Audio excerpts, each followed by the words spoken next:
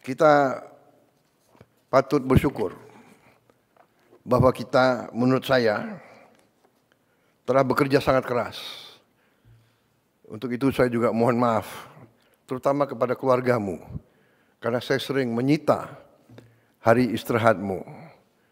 Sepertinya di kabinet kita tidak ada tanggal merah. Dan saudara-saudara sigap. Setiap waktu saya panggil, saudara hadir. Sabtu, Minggu, malam-malam. Dan kadang-kadang saya telepon malam-malam sekali atau pagi-pagi sekali, saudara langsung jawab. Saya tidak mengerti, mungkin telepon di sebelah bantal, tapi saya terima kasih. Karena memang kalau saya lagi ingat sesuatu, saya harus hubungi segera. Ya. Takut saya lupa. Saudara-saudara, kita saya kira boleh berdiri di depan rakyat kita dengan saya kira rasa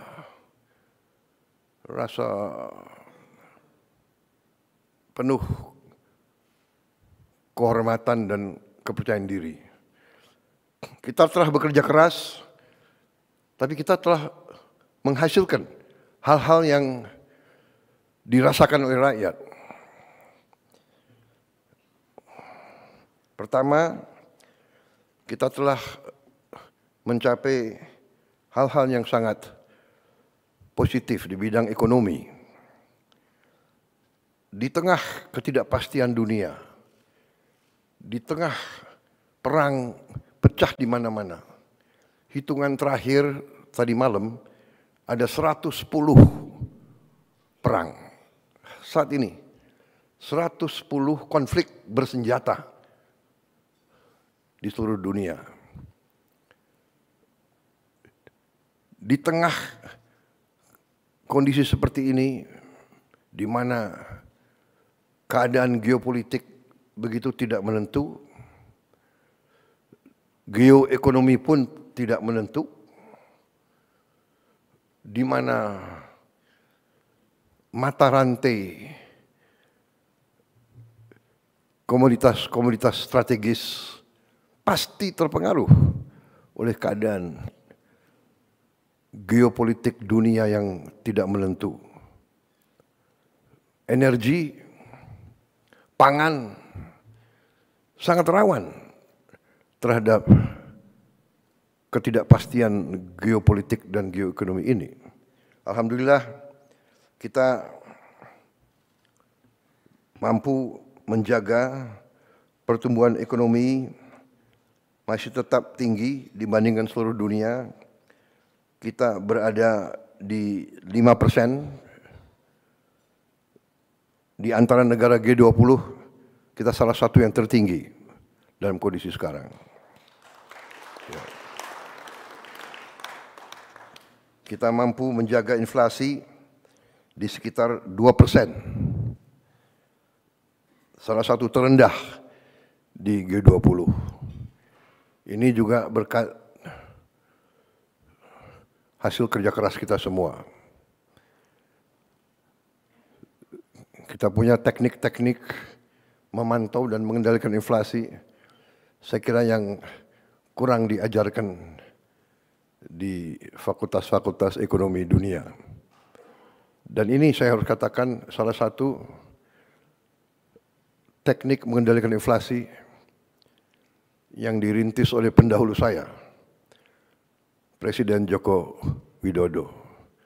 Harus kita akui, mungkin pengalaman beliau sebagai wali kota, sehingga beliau dengan teliti bisa menemukan bagaimana memantau dan mengendalikan inflasi. Ini jangan dianggap remeh.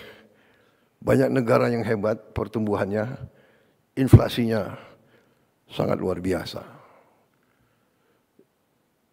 Industrinya bagus, inflasinya sangat tinggi. Argentina saya kira yang begitu optimis 1-2 tahun yang lalu, kondisinya saat sekarang juga tidak bagus dan banyak negara yang inflasi masih sulit untuk dikendalikan. Defisit APBN kita jaga di bawah batas 3% dari PDB. Juga salah satu terendah di antara G20. Mungkin terendah di dunia. Indeks harga saham gabungan telah tembus 8.000. Tertinggi sepanjang sejarah Republik kita. Ini juga di luar dugaan. Ini juga saya kira akibat kerja keras para menteri-menteri di bidang ekonomi. Ya.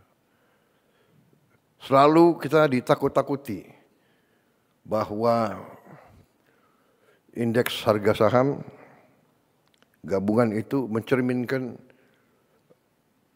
kepercayaan investor, kepercayaan pasar kepada kita.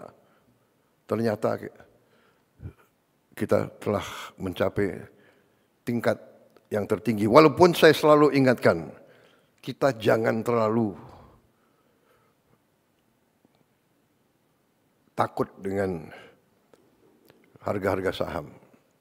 Yang penting fundamental ekonomi kita harus kuat. Dan fundamental ekonomi setiap bangsa yang paling asasi adalah pangan dan energi dan air. Asal kita sadar ini, kita fokus ini, kita yakinkan kebijakan-kebijakan kita, menjamin kita mampu memproduksi dan distribusi pangan dengan baik, dengan efisien. Energi juga demikian, mampu mengelola air, kita kuat.